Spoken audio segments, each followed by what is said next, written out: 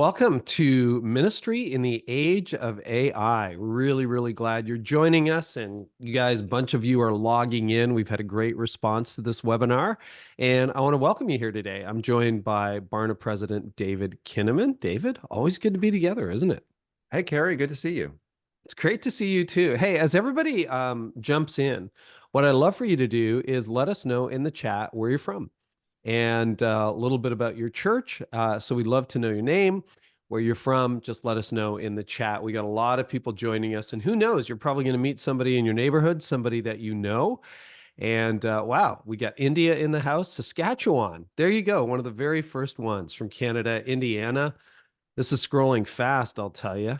Texas. I saw Texas. I see Poland, Illinois, North Dakota, Massachusetts. Wow, everybody coming in fast. We've got a lot of leaders who are joining us today live for this webinar, David, and we thought it was time to really put a spotlight under artificial intelligence. It's been around for a little while as an issue. How's it impacted your life day to day? In what ways would you say? Well, it's been interesting talking to my kids. I have three kids, 24, 22, and 19. And so one of them was just how my son Zach, especially, will use it to create little poems for the family, and they're so fun and creative. And he does a good job with the prompts that I think actually helps to make something really sing as it comes in. But then also, like, we were talking about different ways, like if you're working on an application for an internship or for Mm-hmm. grad school, how it affects the writing and sort of getting the prompts ready for that. I'm also on the board at an educational institution, so we've been talking quite a bit about how do you actually teach in an age of AI and writing and the tasks at a university and plagiarism and original thinking. And so I think there's some applications there for higher education. And then from a work perspective, we've been thinking about how do we use AI here at Barna to be a brainstorming partner to help us think about new areas of research, and can we sort of throw ideas to AI to help us sort of interpret or analyze data while having quite a bit of human control points. So yeah, it's affecting me personally. I think, and we're going to be talking a lot about the local church, but it's affecting all of us in terms of our parenting, in terms of kind of education. It's certainly affecting a lot of businesses. So it's a really good. I think it'll be a really fun discussion today. Yeah, for the first time yesterday at Connexus, I preached. That's not the first time I preached, but just for fun, I was talking about the relational implications of AI. So the team produced an AI host. So we had a live host, and then she backed off to let the AI host take over. And it was sort of one of those versions where you definitely knew it was AI. Nobody really thought that was a real human, but when you look at the human avatars, the human AI that people are creating, it's so close to believable. And of course, we wanted it to be a little bit robotic for fun, but it would have been very easy to produce an AI host that most people would have thought was real and just video. So yeah, we're living in some very, very heady times. And I'm really glad we get to do this. So we're going to be together for about an hour today. And I want to just give you a little idea about what to expect. First of all, if you just joined us, we got a lot of you still jumping in. I would love for you to let us know in the chat where you're from. You're going to find people in your community. You can DM them in the chat, et cetera, and maybe some people you know along the way as well. So what we're going to do, David and I are going to look at some of the latest trends that Barna has uncovered, some brand new research on AI and the church, what pastors think, what Christians think. So we're going to kick off the hour with that. Then I'm going to interview a couple of our special guests, Nona Jones and Kenny Jahng. I'll introduce them in a little bit. And David, you're going to sit down with Ed Stetzer and have a great conversation with Ed about AI and what he sees. And then I'm really looking forward to Q&A in the end, and it's open. So you'll see that there's a little, so you've been, everybody's been on Zoom webinars before, but there's a Q&A tab. Make sure you use that. And then we have some hosts in the background who are going to be collecting questions. And for the last 10 or 15 minutes, we'll be answering your questions live on the webinar. So thrilled that you've joined us. And we got a couple of partners who have brought this to you. RightNow Media is hosting today's webinar. We want to thank our friends at RightNow Media. And they're the world's largest library of Bible study video resources to help you disciple and equip your ministry every day of the week. They've got 25,000 streaming biblical videos and studies, and some of the best teachers that we have in the church today. And this is the ultimate discipleship tool for small group resource, and it's available on demand anytime, anywhere. So if you would like, you can schedule a free demo. Maybe you're one of the churches that hasn't yet dipped into what Right Now Media has to offer. You can go to rightnowmedia.org and start by simply booking your free demo today. And then Barna is also bringing you this free webinar. We have a resilient pastor cohort starting on January 31st. So that's very time sensitive in just about a week. And that'll help us process some of the cultural changes that we're going to talk about today, like technology in the church. If you're a pastor of any kind in the US or in Canada, we have a lot of both on the webinar. We're giving you a special 50% discount. So that's huge. And here's what you need to do. Go to barna.com/cohort and use the coupon code cohort AI. That's cohort AI. And maybe we could drop that in the chat, Lauren or someone, and register at barna.com/cohort. So those are our partners. Also, my team is involved in bringing this to you. I'm going to be sharing something special with you halfway through the webinar as well. So David, let's dive into some of that latest research that you've got from Barna on AI. I know you've been taking the pulse from time to time, but what's the latest that you're learning about AI and the church? Well, the first thing I want to point out is that we're living in such an interesting time of ministry in the age of screens and digital technology, and screens disciple. The algorithms are disciple makers, and I think if we locate this content and our time together, first by understanding that we're at this new wave of technological change, generative AI. As you mentioned at the outset, AI isn't brand new, but generative AI is. And in the last 12 months, we've seen and talked so much about artificial intelligence and where we are and where we're heading. And so the first thing that we want to talk about is that Christians aren't very comfortable with AI church. So half of Christians think that AI is not good for the Christian church. And most Christians, 59%, are concerned about their churches using AI. Half, 47% of Christians say they would be uncomfortable if they knew their pastor was using AI in sermon or teaching preparation. And 31% of Christians say they want to hear from their pastor explaining when and how AI is used in their church. So I think there's a lot of hesitation around whether AI is good for ministry, is good for the church, and I think we should be aware of that for starters. Yeah, it's kind of interesting. I mean, does that data surprise you in any sense that we're a little bit resistant to what's happening around us? I mean, I have very deep concerns about AI. I've got existential questions, I have got relational questions, I've got philosophical, I've got theological questions. On the other hand, I use it almost every day in the work that I do. We should point out that you and I are actually live, right? This is actually Carey and actually David, not AI David or AI Carey. We're actually live having this conversation in front of all these church leaders. So any idea where, like, is that a surprising thing that you've seen, or is this generally tracked to how Christians respond to developments? I think it's generally tracking to how people respond to new technology, that there is an Sure. apprehension about what seems to be new. And again, I think there's some areas where people are accurate in maybe some of their concerns, and also some things that are not accurate. We'll be hearing from some of our panelists later about that. Mm. But I think it's interesting because there's also another side to this coin, which is that we learned that pastors really need to consider how congregants are using AI in their faith development. So 1 in 4 adults say that in matters of spirituality, they would trust AI's response if they asked it questions about Christian teachings and beliefs. And among Gen Z and millennials, 4 in 10 said that they would trust AI on that topic. And especially among Christian Gen Z and millennials, they're actually willing to go to AI for answers around faith. We've been talking about this for a while, that millennials and Gen Z, if they're engaged when they're listening to a sermon, they're fact checking you, they're Mhm. thinking about a larger context, which I think is a good thing. There's a really good engagement that's happening with young people around faith and what do we really believe and does it matter? But I think there's this openness. The data show the sort of skepticism around how local churches might use it, and the sense of, like, if you're going to use AI, make sure you're telling us how you're using it.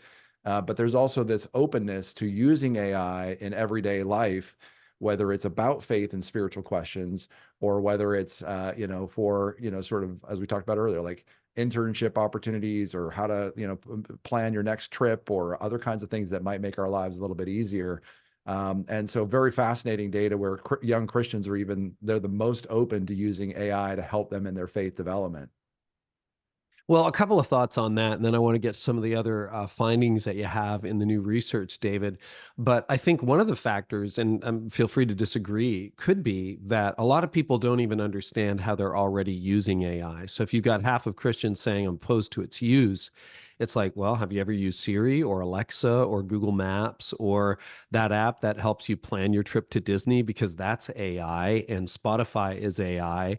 And I think Netflix uses AI, right, to try to predict what you're going to watch next. And so I think a lot of people, Instagram does, a lot of people probably aren't fully aware of how adopted it is. And then the other thing I'm hearing under that is transparency.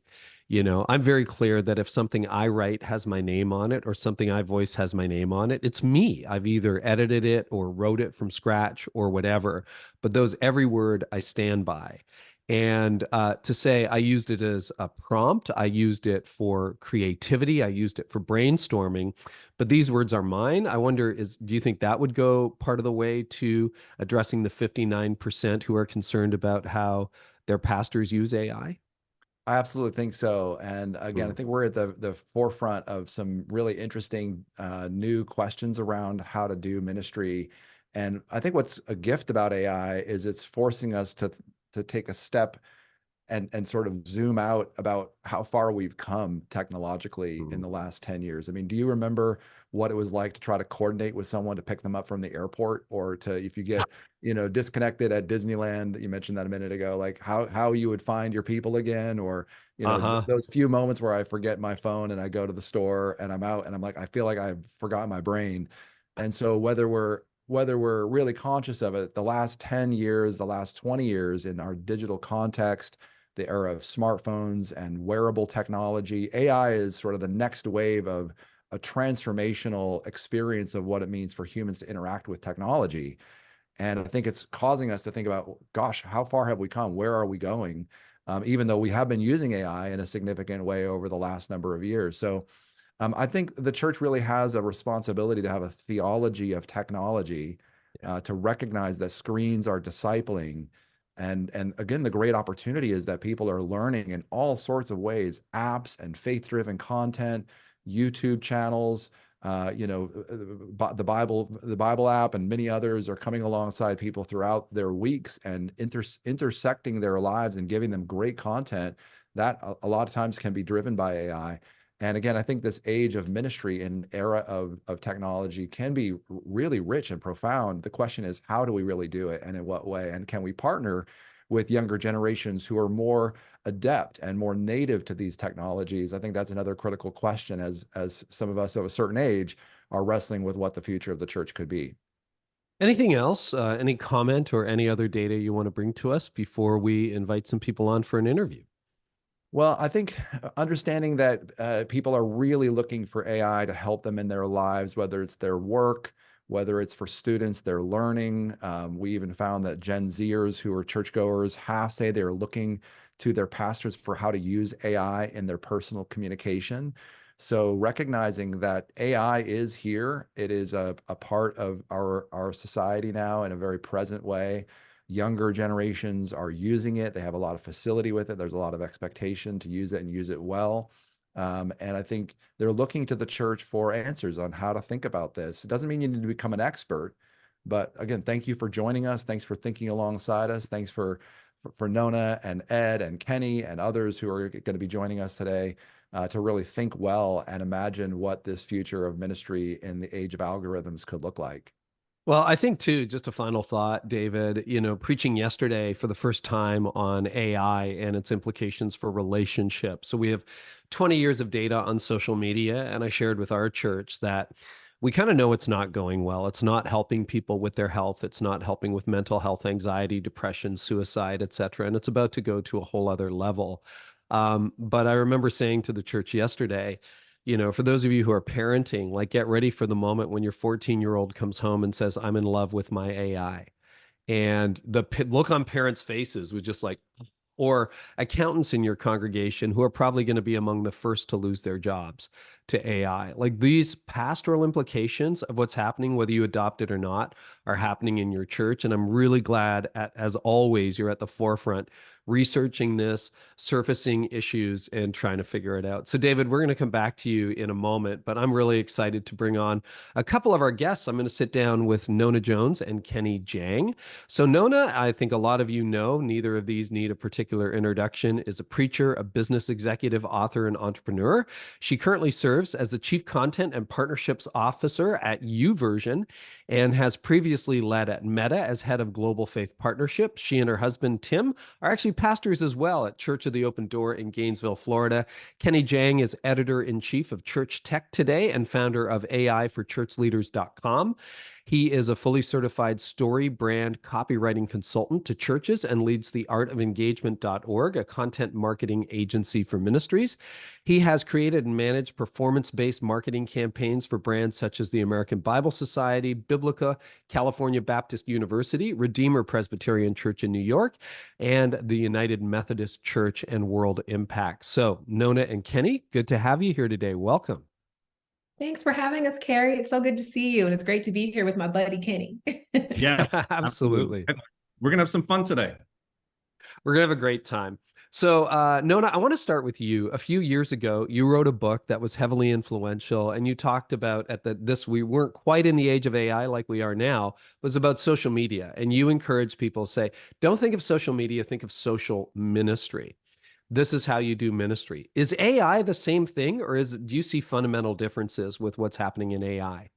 Yeah, I love this question because when I wrote the book From Social Media to Social Ministry, what I was trying to offer churches and leaders is really a framework about how to think about social technology and the content that we share on these platforms, which is many times we focus on, getting followers, getting likes on posts, but the true deep transformational life change happens when we shift from thinking about content as the end to content as a springboard to conversation. And so I believe that social ministry absolutely still applies in the case of AI because it really is it's a mental model and a strategy. And so AI is fundamentally simply a tool. It's a tool that can be used to generate incredibly rich content. But what I would challenge leaders to think about is how do we go beyond generating content to actually having conversations and building community? And that is the heart of social ministry. Yeah. And, it's got delivery systems too, like because it's highly personalizable. That gives you an opportunity to connect with your audience at a much more individual level than just the broadcast of the social media days, et cetera, et cetera. Kenny, I was a little bit envious. I think it was last week you were at the Consumer Electronics Show in Las Vegas. True or false? And what did you see? Because this year it was all about AI. So for those of you, I'm sure a lot of you know what the CES is, but it's like the preeminent tech conference in the United States every year. So give us an update of what you saw in AI last week. Yeah, Carey, we were kind of shocked when we went. We thought church conferences can be big, but this one had over 130,000 attendees. And Wow. They had over 4,000 exhibiting companies and just showcasing the latest and greatest. And so we saw everything from flying cars to wireless power and charging. So like kitchen appliances, you're not going to have any cords anymore. You just not even like MagSafe stuff. Like it's no, like through the air or on a counter. Wireless power is coming. Laser-like speakers, where in an auditorium or sanctuary, you literally could point one audio to Nona and a different one to you, Carey.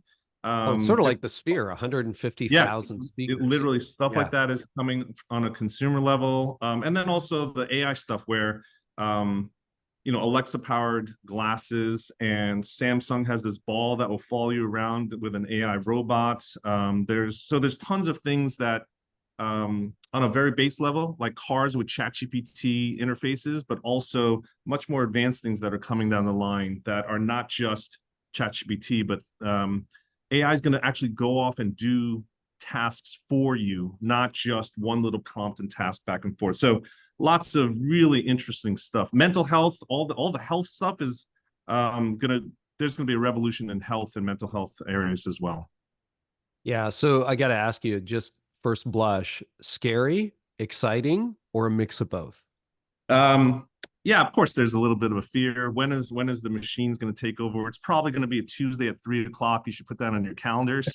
But until then, we can have some fun. I mean, there's some amazing technologies out there, and I think it's up to us. And this is why it's so important, I think, for Christian communities in particular, is you're going to hear this, I think, as a recurring thing, almost like a broken record for me, is that as a leader, we need to talk about it. We need to talk about it with our teams, with our people, with our communities.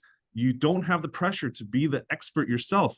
We just need to start processing what does it mean and what are the questions that we actually have to wrestle with theologically, ethically, morally, et cetera. And the only way to do that is everything's better together and we have to talk about it. So I'm so glad to be part of this conversation today. Nona, I mean, you've worked at Meta for many years and now you're at YouVersion, and I'm excited to see that transfer and your voice and your gifts being used on that amazing Bible app that I use every day. What's at stake? And I want to ask you both this.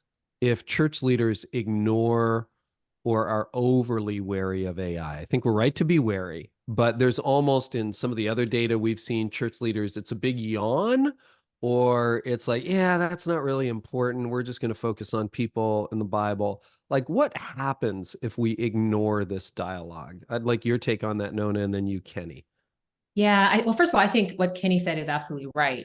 We have to have the conversation. We have to be aware of what is happening around us, because as we have seen with every technological advance, the generation that was receptive of that advance, that technological advance became native to them. And so now, I'm raising my sons. They don't know what it's like not to have social technology. Like, they don't know what it's like to live in a world where you have to pick up a phone and call somebody and you can't immediately find out what's happening on the other side of the world. And so I do think that we have to be aware, but we have to be aware holistically. So yes, there are so many pros to AI, and there are also some challenges. And I think what gives me hope is that many of the largest tech companies are already very much so aware of what those challenges are. Things like concerns with emergent properties, and the fact that we don't know if they're sentient yet, but man, there are some questions. We've seen some programs that have taught themselves languages that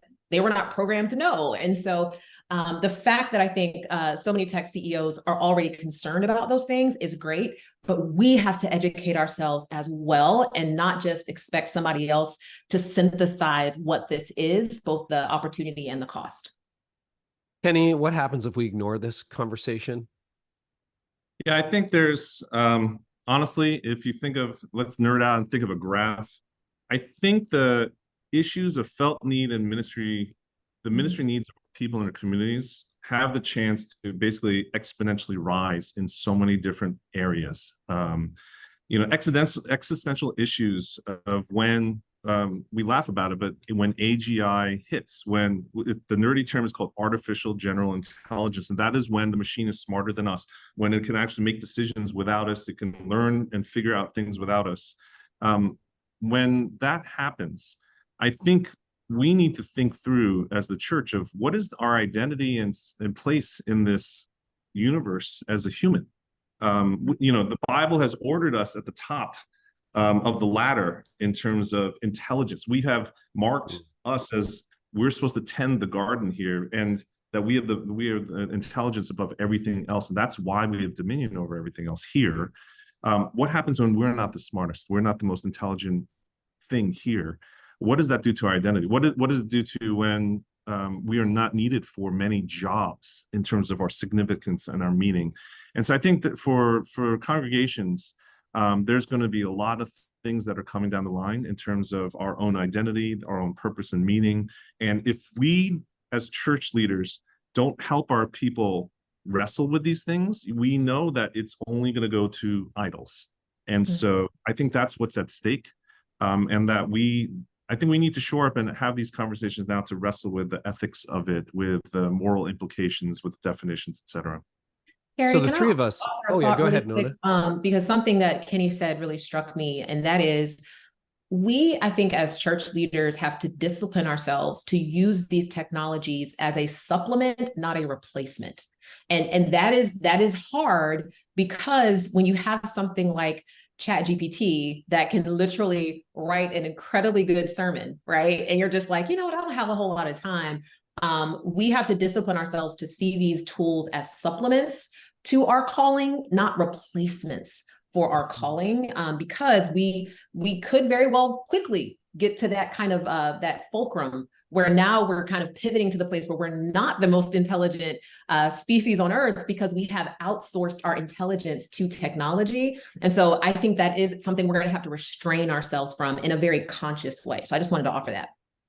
Yeah. One of the things that there's an organization out of Colorado, Gloo, that I know you sit on the board, Nona, Kenny, you and I work with them and have done a lot of joint projects, as has Barna, and they're making huge advances into AI for the church. I would love to know, in the couple minutes we have left in this segment, what are some of the best adoptions of AI you're seeing on the ground by actual churches? And I know Gloo's empowering a lot of that right now, which is super exciting to see. But what are you seeing on the ground at church? It's like, hey, that's something we might think about as people who are watching this webinar.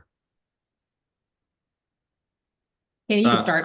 Yeah, I mean, I think there's so many inspirational moments, right? So like we have a Facebook group of several thousand church leaders that actually are trading notes, and I think this is why, because no one has figured it out yet.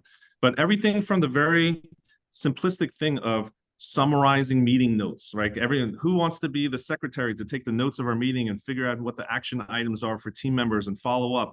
And so just the very simplistic things that seem to be low risk, summarizing sermons and manuscripts, etc. So those are the things that creating content, I think, is what everyone is starting to dip their toes in. But we're starting to see things that are a little bit more strategic, building insights, taking unordered data and making structured and ordered. For instance, seeing trends in giving patterns or volunteering, scheduling. So there's things that are coming out. I think even in the pastoral counseling area, there was a church that we heard about where instead of actually using the AI to give pastoral care advice, think about this, taking the post-meeting notes, feeding it into the AI, have a conversation, and getting feedback as to, hey, was this the best type of support and conversation I could have offered? What else can I do in my growth as a pastor to offer more empathy and compassion in my support in my conversations? So almost like using it as a coach is starting to happen. And then there's even tools now that are on live. Like even now today, we could have logged on and there are AI tools that will monitor our sentiments of our voice. Am I too aggressive? Am I slow paced? Am I emotive? And it gives you live feedback, as well as you could load your agenda and say, hey, did I catch all the points I wanted to say, or did I miss out? And so there's these things that are starting to be used by churches slowly. But I think within the next year, you're going to see an explosion of these tools because they're going to be more accessible, more practical, and more available. It'll challenge my default resting face, which is not very happy. So I need that kind of feedback, I'll tell you, in real time. I'm actually much happier than my face says. Nona, I'll leave you with the last word. Anything you're seeing on the ground, Listen, super quick. Go ahead, anything Carey. in particular you're seeing that you want to draw our attention to?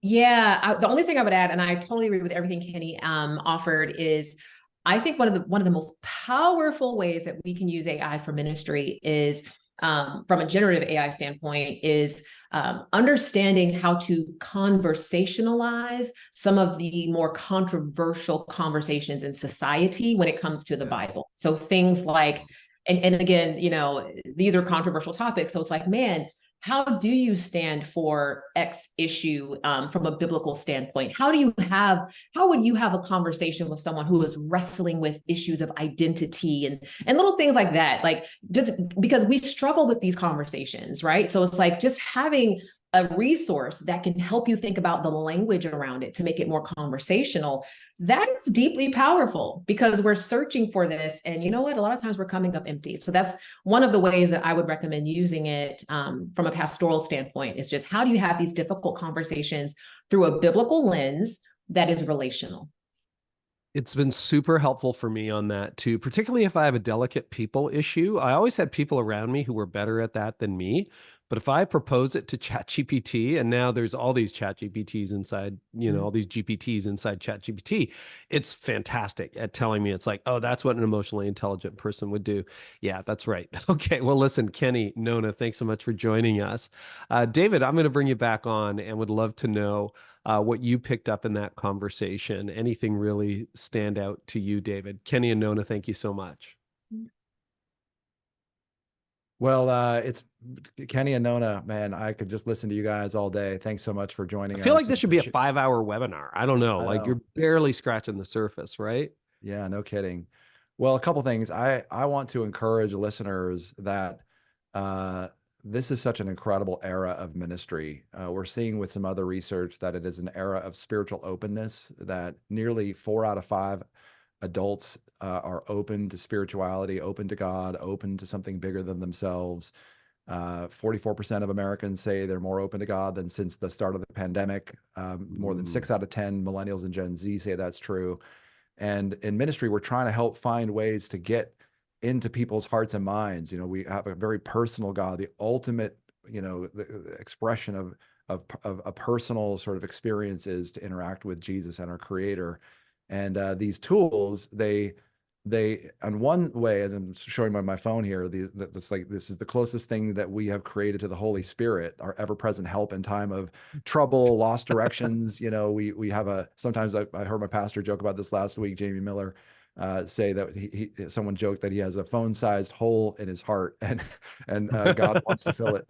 And so it is an incredible era of opportunity for us as ministry leaders. And, we really exist as the church, empowered through the Spirit with the message of Jesus, to help get into the cracks of people's lives. And what an incredible opportunity we have as ministry leaders to think about partnering with AI and technology to do that well, and to do this era of personal ministry in such a profound way. And it's not happening just at 10 a.m. on Sunday morning. People are asking questions of these powerful tools throughout the week, sometimes late at night, and like finding ways of integrating our ministries into all of life to help develop whole life disciples. What an incredible opportunity we have right now. And I think we should be very encouraged by that, even as we wrestle with some of the challenges that come with it.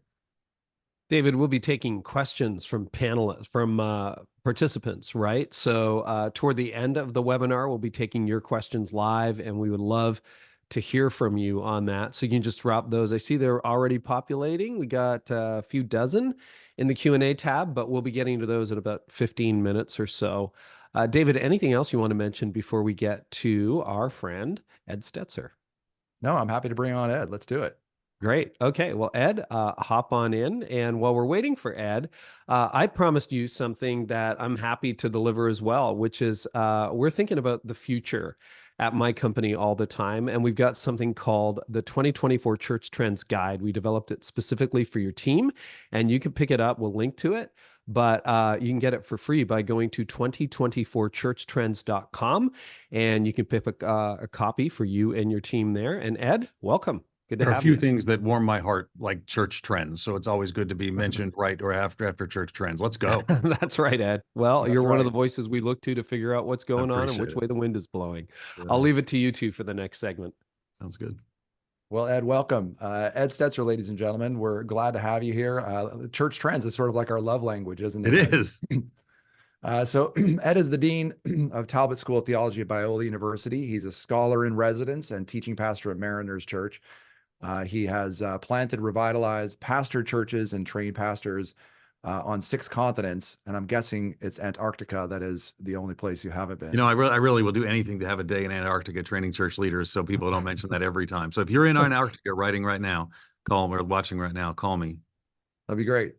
Regional Director for Lausanne, North America, Editor-in-Chief of Outreach Magazine, And in his free time, he's writing for news outlets such as USA Today and CNN, and a great dad and husband. And it's been good to get to know you even better in the last couple of years. So let's start out with this. Anything that jumped out to you from the research we've been talking about at the top of the program, and maybe anything that that Kenny or Nona talked about?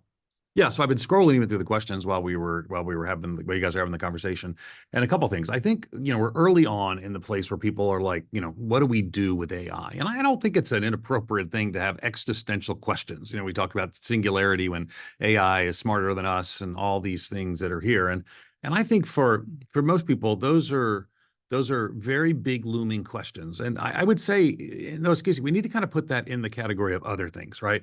So when nuclear power, well, let's start with atomic bomb, which then became nuclear power. I have become death, the destroyer of worlds. I mean, it was an existential reality, but nuclear power today is providing electricity in places that would have had none and more. And so it becomes now, could it be that all of us are ended by in a nuclear war? Yes. So again, I think anything that we have, I mean, we use the use of fossil fuels and how it relates to the environment, the use of all these things have real. So let's remember when we talk about AI to put it in the category of just because we've seen the Terminator doesn't mean that actually that's what's going to happen at that one moment when it becomes self-aware. And so if that's the case, I want Christians more involved, not less involved in questions of AI.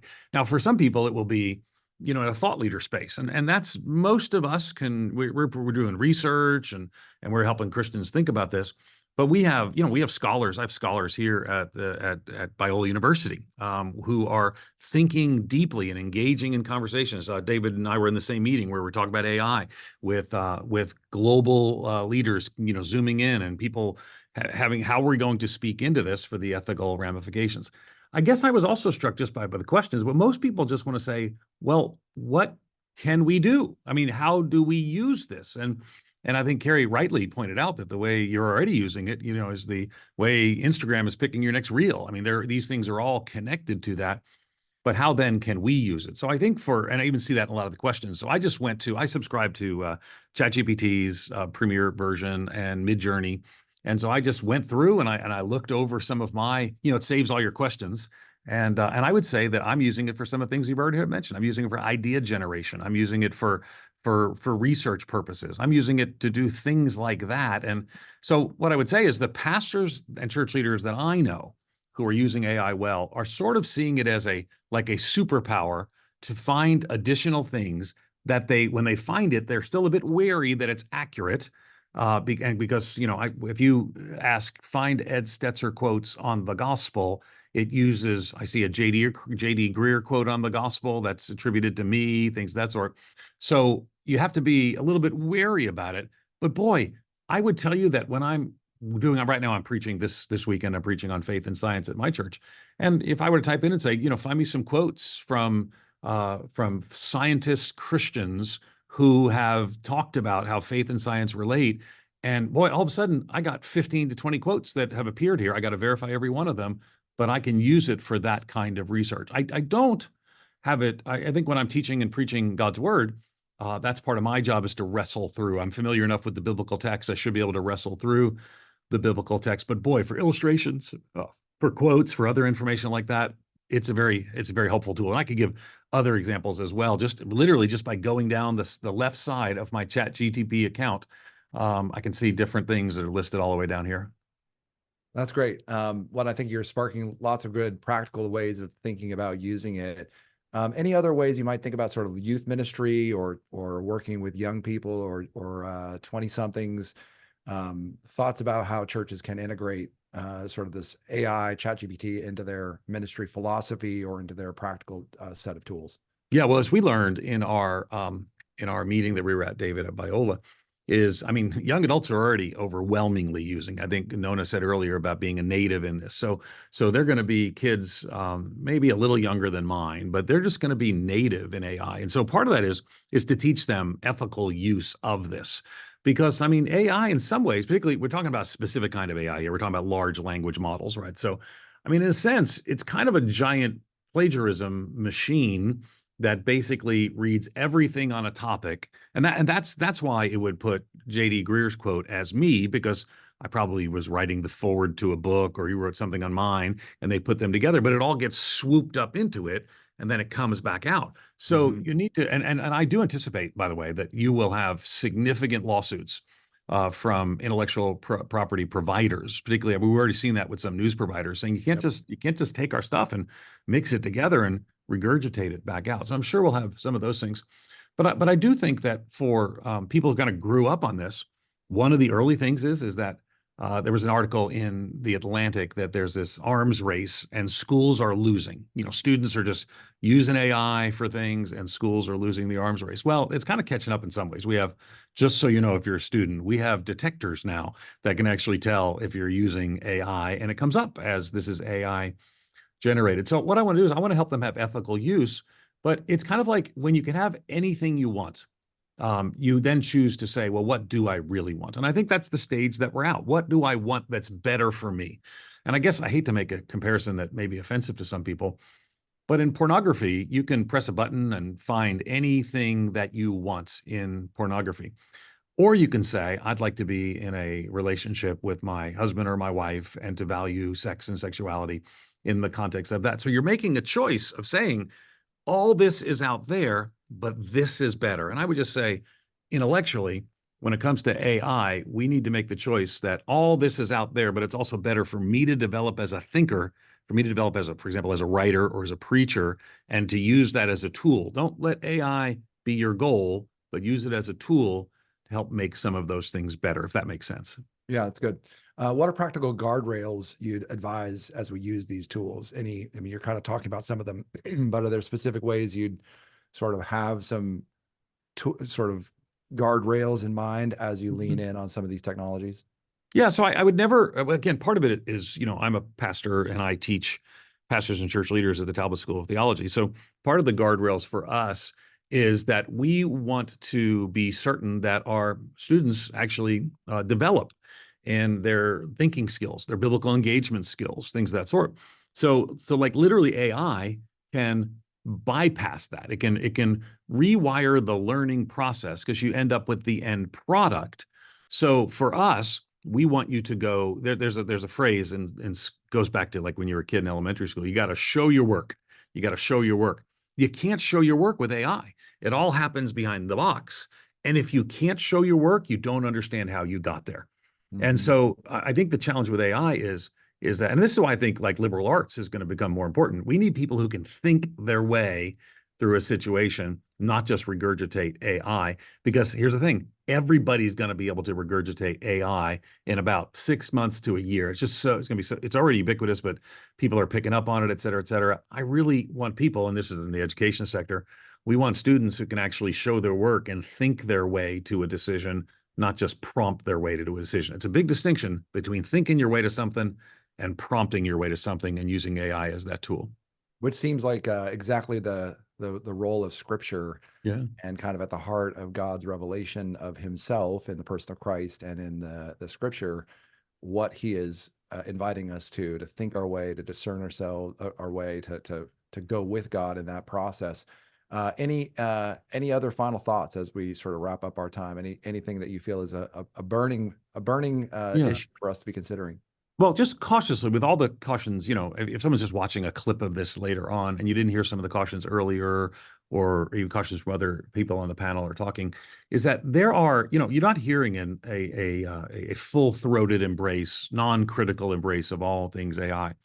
So with the caveats that are there and that have been articulated earlier, I would just say you're leaving a superpower on the table if you don't do these things. I'll give some quick examples, right? So I mentioned I'm preaching on science and faith, and I kind of have a series of scriptures I was familiar with, and I'm looking at my prompts right here. They say it saves them on the side of ChatGPT, and I said, give me some quotes about science and faith from scientists, and here I got a whole bunch of scientists, and I have to confirm them all.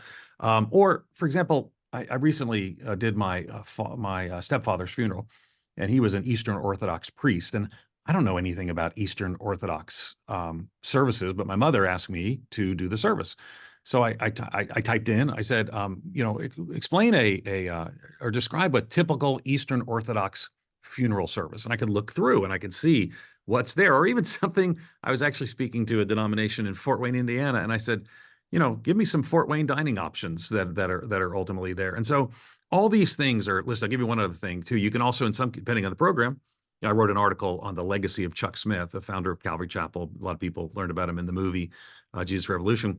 So I said, find some tweets from my article that I wrote. This is a different program about the legacy of Chuck Smith. Calvary Chapel asked me to write an article. And so there it is. So it produces those things. So it can be a great time saver, particularly that last one. I just asked it to find some tweets in an article that I wrote. And the end result is I went through, I said 5, I liked 2 of them, and I used them rather than hunting and pecking my own way through them. I don't hunt and peck, but you get my point. So I would just say, embrace the opportunity that's here. Know that we're going to have to think through some of these issues. But right now, for most of us, it's just going to mainly be a tool that helps us be more effective. Learn about the downside of some of these things. There are documentaries, there's other information. Don't do this uncritically, but at the same time, I would use that superpower afforded to you. Yeah, that's great, Ed. I'm going to bring back some of the other panelists and Carey as you do that, I'll just sort of reflect on some of what I'm hearing from our whole team here today. And I think this is my perspective, is that the gospel and the pages of scripture should make us the most change-oriented people. We should be most willing and able to embrace in the godliest of ways new technologies. And even as we know God doesn't change, Jesus is the same yesterday, today, and forever. We also know that God is on the move. Isaiah 43:19, behold, I'm doing a new thing, now it springs up. Do you not perceive it? And I actually think there's some encouragement I would give you just to embrace change, to recognize that God is doing new things using new tools. And as Ed said, we should contemplate and bring in all the right cautions and guardrails and concerns. But I think God is using this era of technology to advance his church in profound ways, and we get to be at the forefront of that. What a great opportunity for us to be partnering with Jesus and to be partnering with the Holy Spirit in this critical time. So let's embrace the change as God leads us. So Carey, I'm going to turn it over to you as we facilitate some Q&A with our guests today. You bet. Well, there's a little bit of support in the chat for a 5-hour webinar on this, but we're going to do our best with 5 people and about 12 minutes. So we'll see what we can cover. Let's try to keep our answers brief. We're all communicators, but I'd love to go around, and not everybody has to answer to everything because we have dozens and dozens of questions. We're going to do our best to get through them. So think of this as a lightning round. And what are some good ethical guidelines? Here's a question that came in. Best practices that the church should adopt when using AI as a tool. How do you, and then a related question, how do you tell your church you're using it? Any thoughts on that? So, can I throw in and then suggest Kenny? Because here's the deal. I would say one of the things Kenny Jahng taught me was that every church, and I've said it beforehand, needs an AI policy that didn't have one before. And I bet Kenny can tell us more about what that AI policy should be. Yeah, I thank you, Ed. I'm not talking necessarily about a legal one. I'm talking one for like a handbook for your staff and your volunteers so that you're all on the same page. And I think it's like choose your own adventure. Every church is, the leadership has different opinions and different levels of spectrum of how much you're going to adopt and embrace AI. But it is asking those types of questions like the one that was posed here. Do we actually embrace AI at all? Do we use tools? If so, what type of tools? Is it just a free-for-all for everybody? Or is there some approval list of, you need to get approval for the types of tools that we use? Who approves it? Is there a committee? So these are the types of questions. When something goes wrong, just like many times you'll have a quotes fire warden on a floor for a staff. Like if the fire alarm goes off, there's someone in charge of everybody. Same thing is, who do you go to? Who's the point person for questions or concerns about AI so that everything gets triaged to that person? So those are the types of questions I think that we actually should be asking as church leaders. Again, even if you don't embrace AI, even if you don't want to be using AI in your ministry, it should be articulated, right? Like we all understand that the more we communicate, the better it is. And so those are the starting points I think you have to ask. And again, I would even ask your staff and your volunteers, what are the questions that would be helpful for you as a staff member to have more clarity and more confidence on this topic? Again, don't take the pressure of the know-it-all. Ask your people, what would be helpful for you? Because at the end of the day, the whole point of policies is to help everybody be the best that they can be in the roles that they're serving, right? Any addition to that about policy? Well, I was going to say, as you're thinking about building your policy, one of the things I would recommend you do is what's called a pre-mortem. A pre-mortem is essentially like a thought exercise around what is the worst that could happen. Okay. There are so many different iterations and forms of AI technology tools that I do think that you, as a church leader, as a pastor, you really should get with your team and be like, all right, let's just think about what's the worst that can happen. And then what are the systems, the structures, the policies and processes we need to put into place to mitigate that? So that's just one of the most practical steps I would recommend you take as you think about building out this AI policy. So I co-sign with everything Kenny said, and I would just offer a pre-mortem as a process to start thinking about that. What are your thoughts on appropriate versus inappropriate uses for AI? It's sort of like technology is neutral. It reveals and amplifies what's already there. I think we've learned with social media, it really amplifies. But are there anything that you feel is just off limits with AI? You know, I would say, just speaking in pastoral ministry for just a second, when AI is doing the work that the church assumes that you're doing, and that that it's the things you should be doing to engage well, so that you're leading the people of God in a way that's appropriate, you're engaging the scripture, you're wrestling with it with them. So you know, if it's you probably wouldn't generally, you know, without attribution and everything else, you wouldn't preach somebody else's sermon. Don't preach AI's sermon either. It's wrestle with the text. Let the Lord use it. If you're going to lead your people, and you want to lead your people having gone through the process, showing your work because you did the work, and then articulating that to the people. But that's a very, you know, narrow slice of this. But for the pastors that I'm talking to, that's one of the questions. Because you can type in. I mean, I typed in, do a sermon on Philippians chapter 2, verses 5 through 11, the great canonic hymn there. And I was fascinated. It was really good. And then I said, do it in the voice of Ed Stetzer. And it was like, it really found quotes. And I preached that a few times.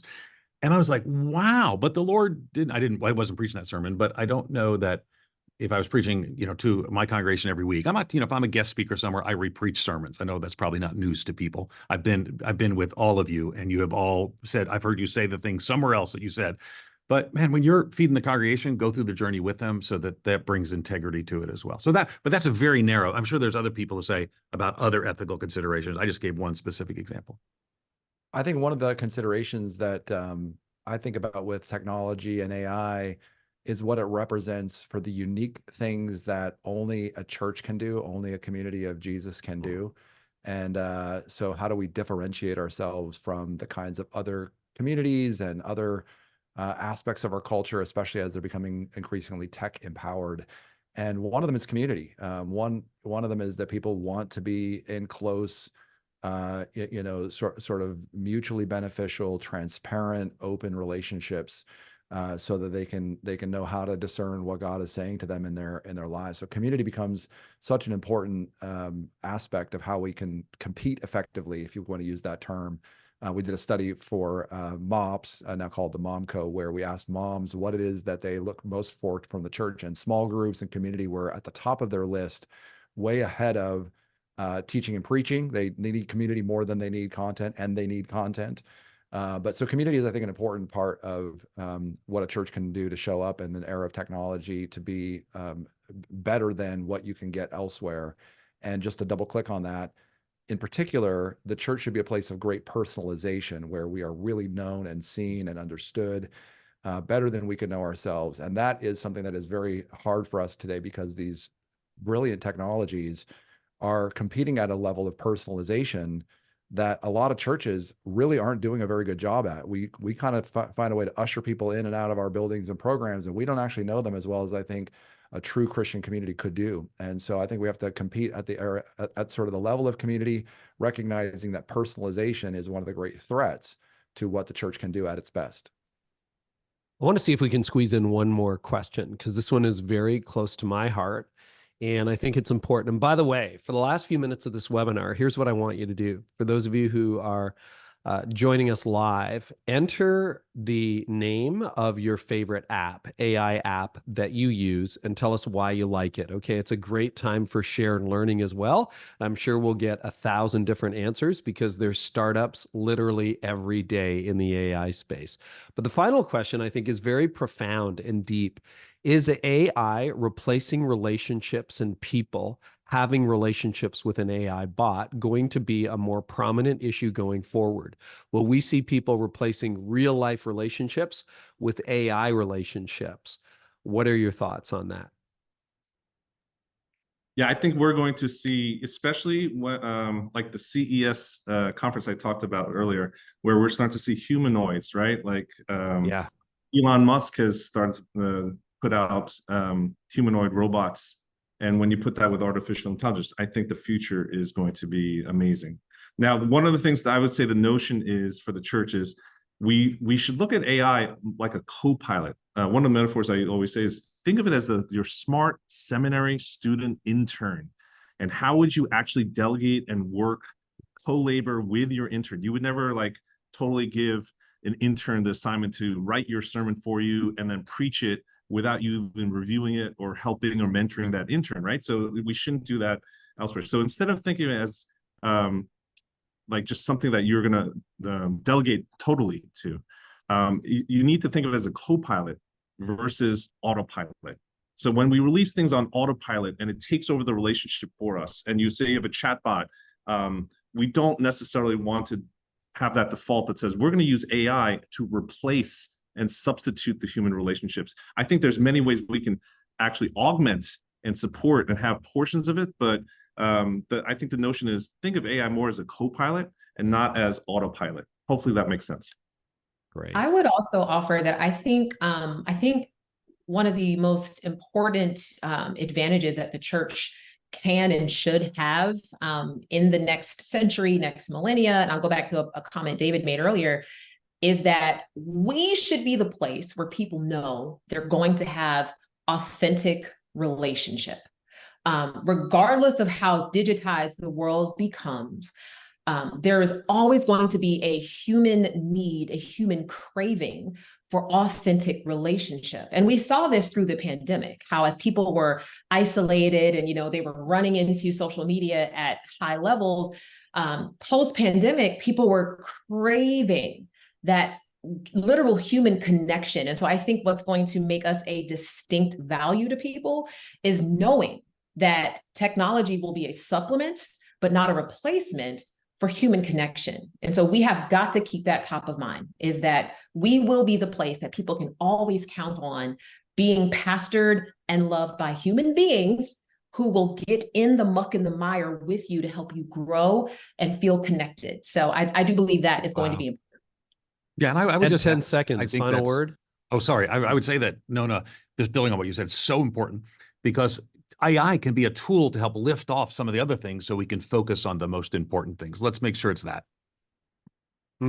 Great. Well, Ed, Nona, Kenny, thank you so much for being with us. David, I'll turn it to you for your final thoughts, and I would love to know what your takeaway or something we didn't say that you'd love to say in about 30 seconds or so.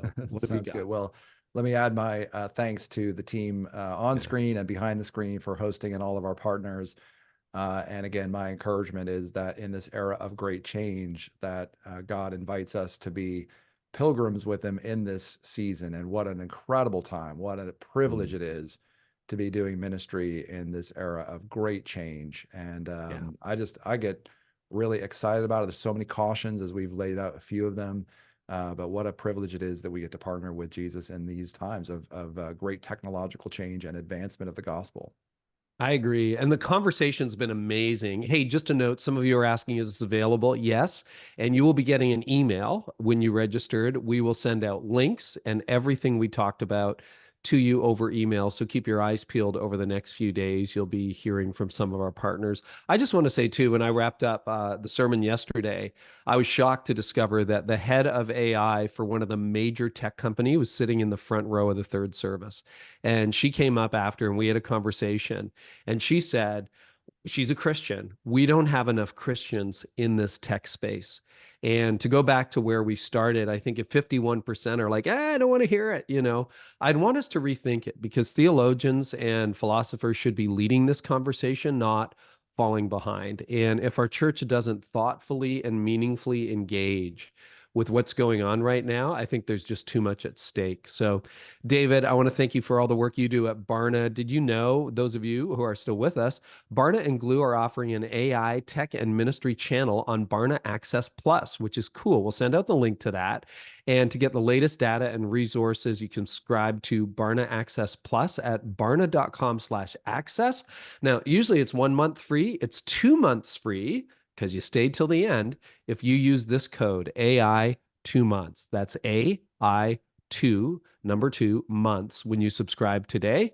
And we'll send up a follow-up email to everybody. I want to thank you all so much for joining us. David, it's always a pleasure to work alongside you and be able to do this work together.